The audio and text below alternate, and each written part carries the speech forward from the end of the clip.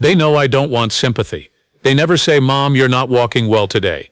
She danced and sang with them, and made a lot of people laugh. But some of the biggest names in Hollywood really didn't like Annette Funicello. She was called Disney's pet by a famous actor who wouldn't talk to her off camera.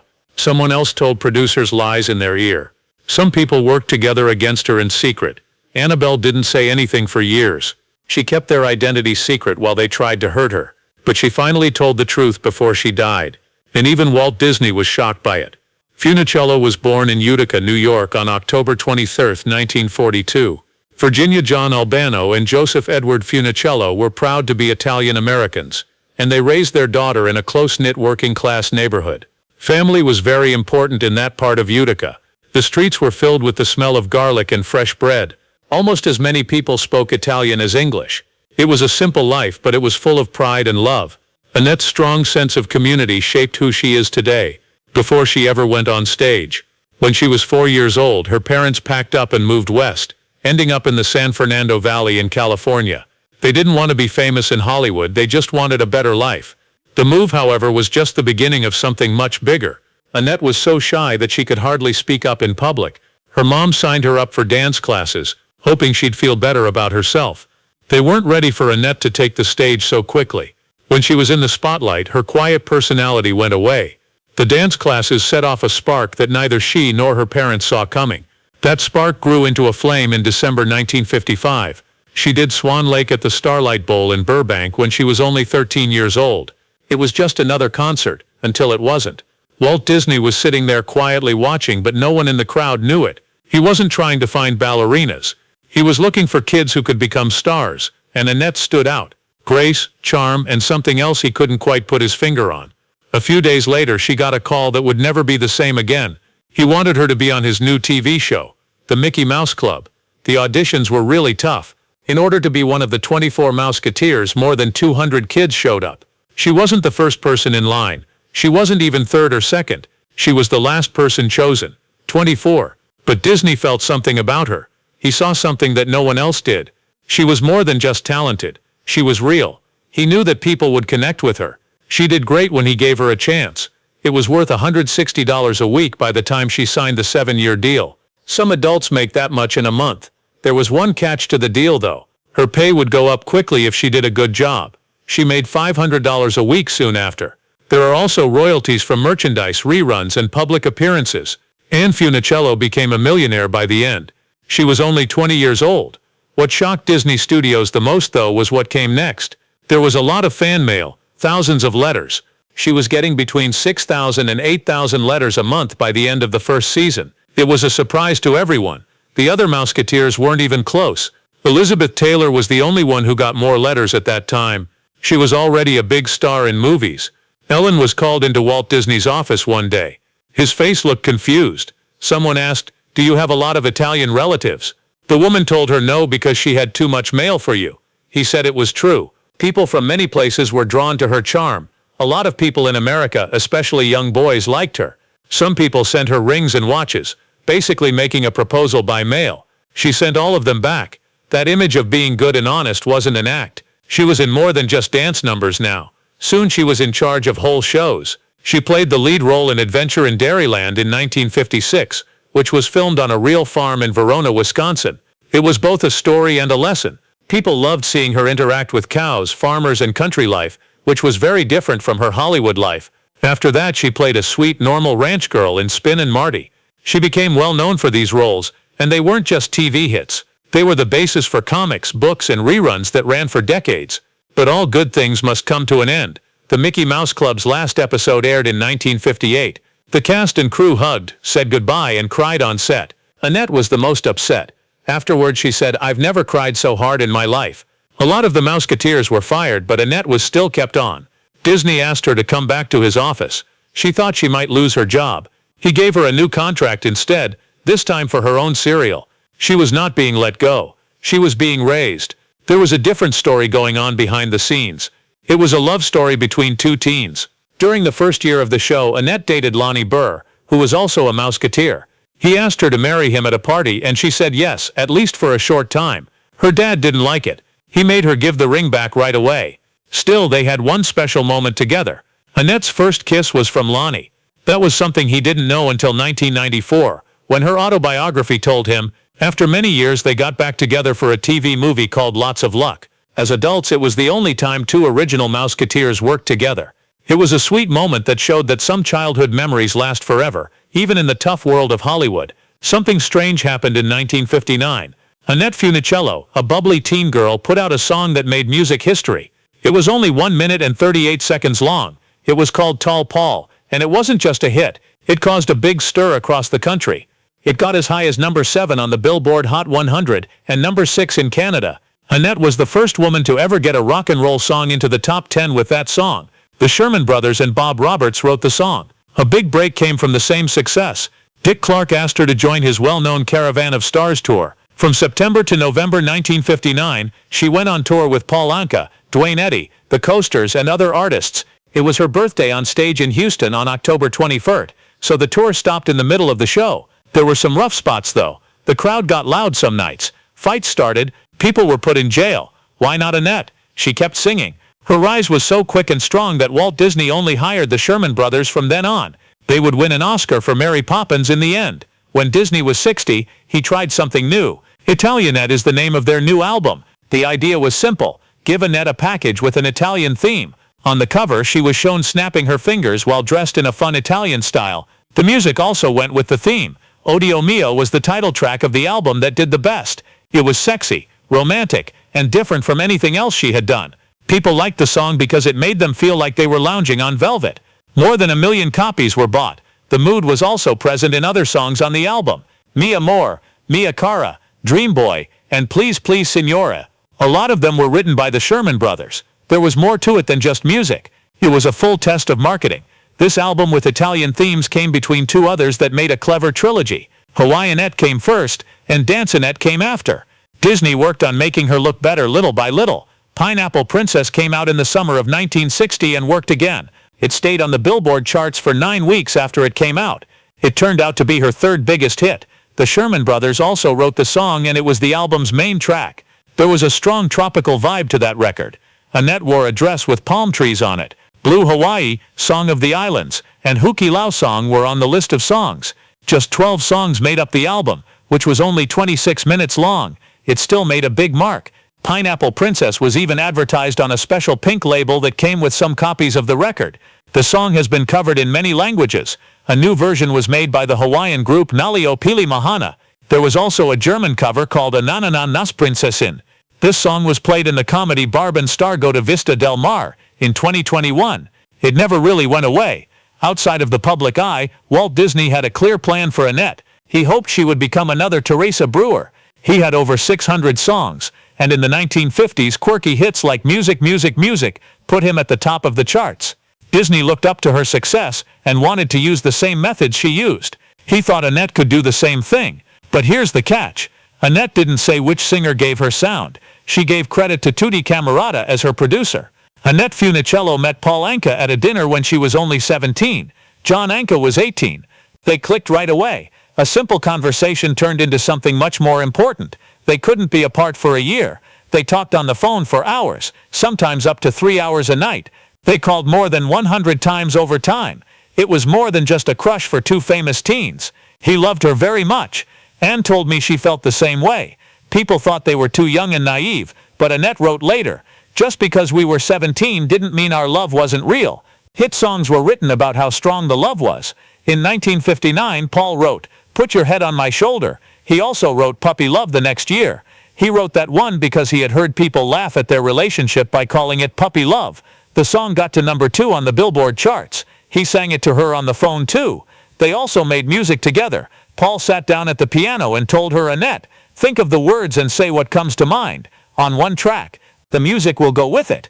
It wasn't just love. It was a rare thing for two people so young to work together and be inspired. But Hollywood made it hard.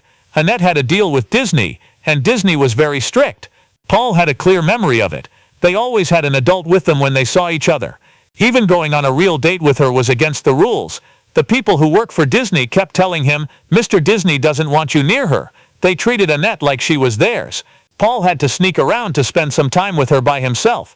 He once got a worker to play cards with Annette's mother to keep her attention off of him so he could sneak a kiss. The rules were not only annoying, they were making it impossible to breathe. Over time, the stress broke them down. They truly loved each other, but they were going separate ways. Paul, who is now 82 years old, told it like it was in an interview in 2024. She planned to marry him. It was impossible for me to do. He was afraid of committing to her, and he knew he couldn't meet her needs.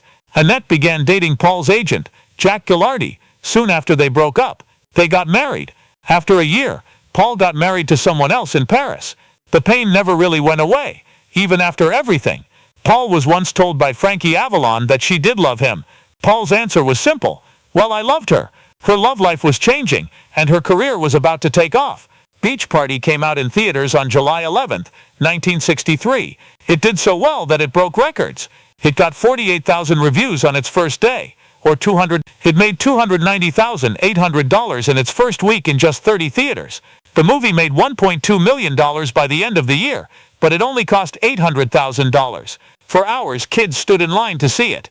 The theaters were full, and Beach Party got picked over well-known bands like The Byrds and The Nutty Professor. They were named Producers of the Year in September. Annette was a movie star, but her fame made people dislike her. Just before a national live performance, her custom-made outfit was gone.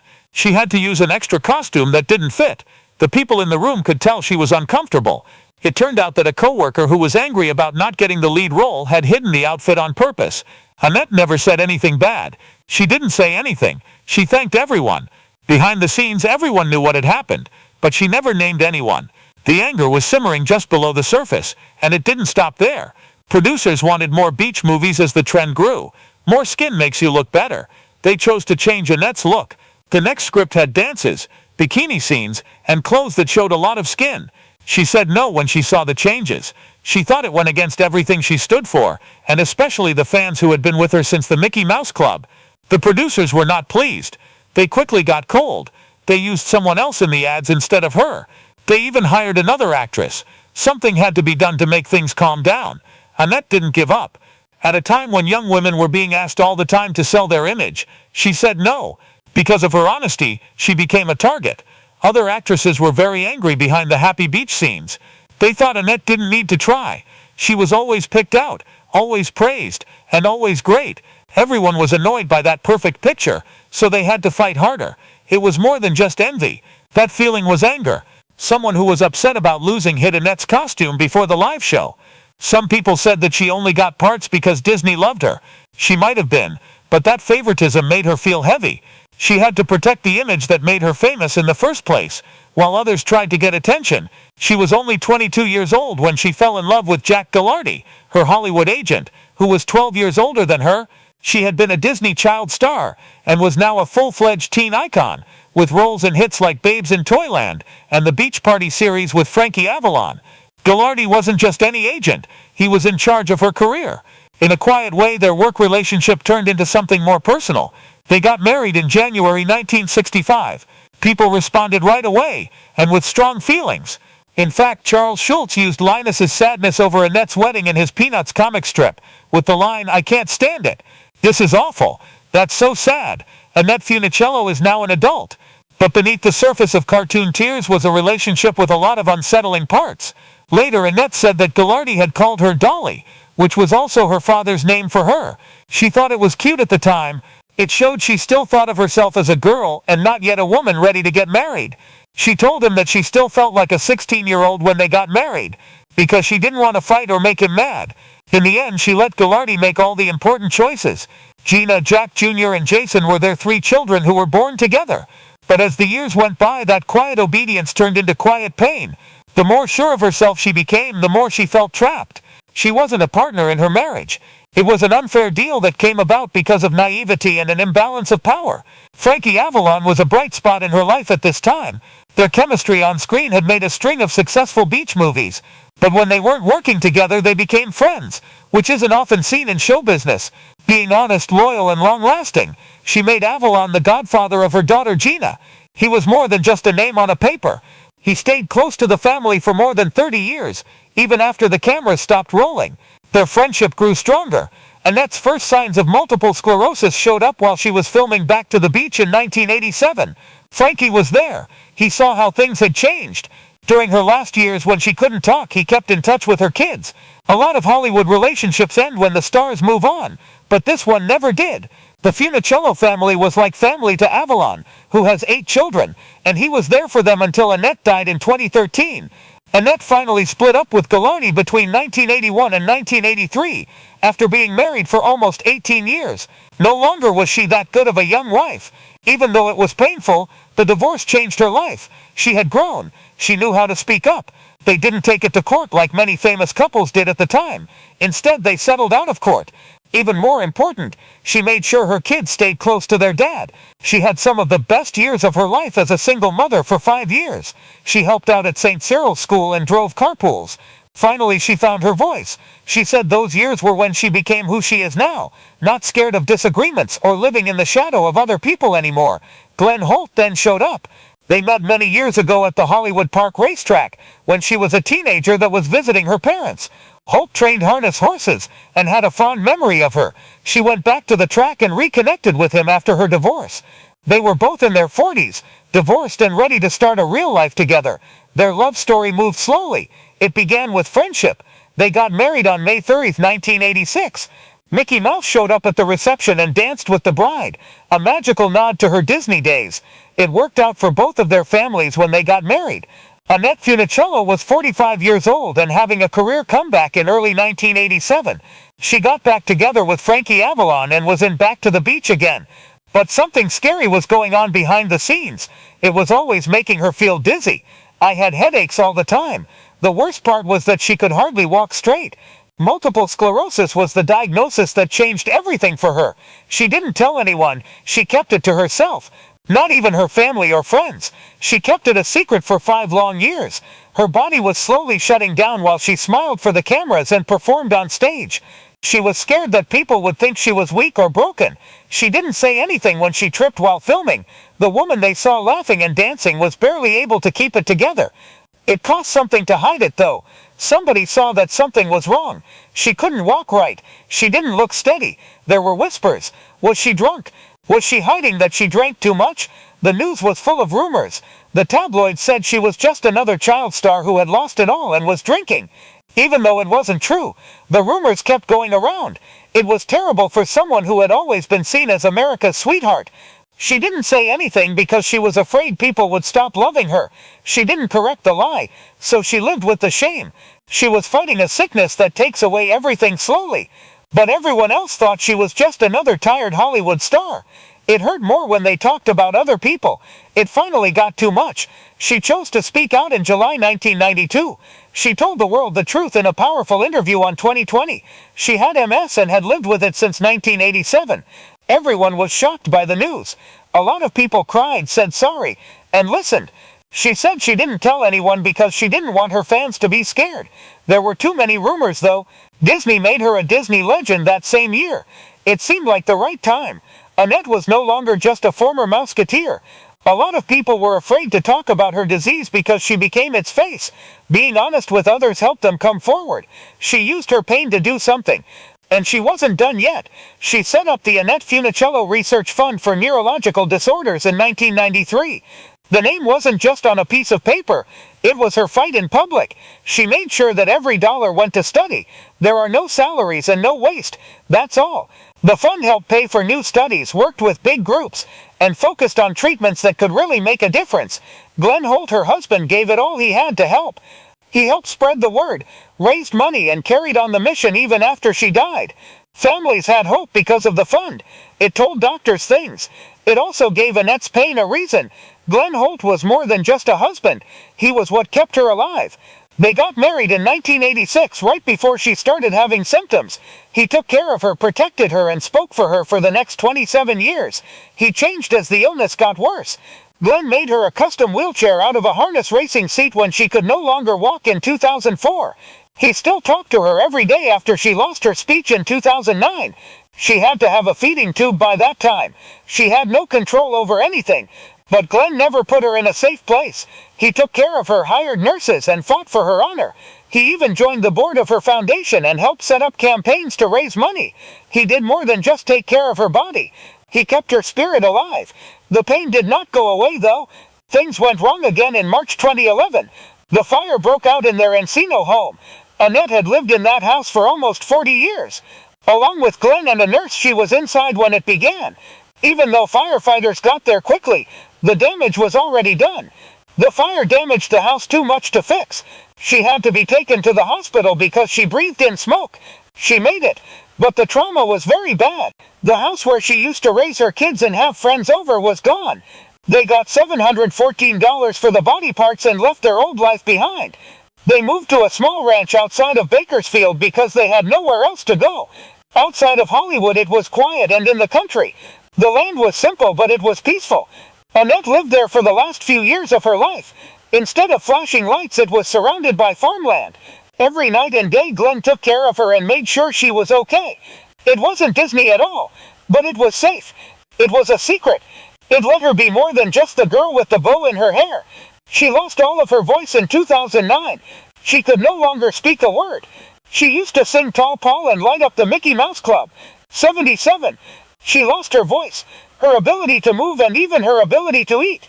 She was in the last stage of her illness. She could still blink. She was still able to hear, but communication was gone. In 2012, a Canadian show showed old footage of her that showed how much she had changed. Her face was still and her body was still. Shelley Fabares, her friend, was in the segment. The girl who had once won America's heart was clearly heartbroken. She had become trapped in her own body. The battle was over on April 8, 2013. The decision to take Annette off of life support was made by her family at Mercy Southwest Hospital in Bakersfield. She had been 70 years old for sure.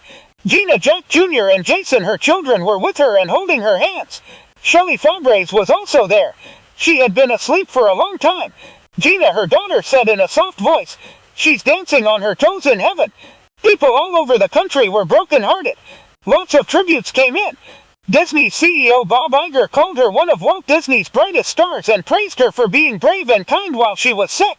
He changed the name of Disney Soundstage 1 to the Annette Funicello stage. It was the same place where she filmed the Mickey Mouse Club in the 1950s. That dedication turned into her last home in the Disney world. Frankie Avalon was broken.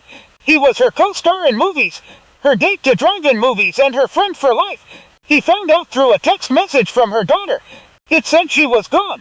Over the years, Avalon had seen her slowly fade away, piece by piece. He said in an emotional interview that she hadn't talked to anyone in years. Living that way was just awful. He told her a secret she didn't know. Annette was once told by Disney that she couldn't wear bikinis that showed her belly button. It was expected of her to be good even at the beach. Everyone loved that Annette. That was the Annette he lost. It seems even more important now that she won the Disney Legend Award in 1992. She was the first Mouseketeer to get the award, and she got it right before she told everyone she was sick. After a few months, she got a star on the Hollywood Walk of Fame. It seemed like everyone finally knew how much she had done. As Sharon Baird, another Mouseketeer, once said, "She never changed from the kind person who cared so much about other people." And she never did. Not when she was a child star, when she became a pop star, or when she lost her voice.